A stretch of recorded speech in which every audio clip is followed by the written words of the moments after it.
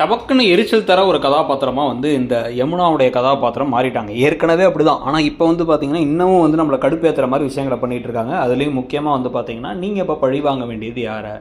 காவேரியும் நிவினும் ஒரு தொடர்பில் இருக்காங்கன்னு நீங்கள் நினைக்கிறீங்க. அதுவே தப்பு.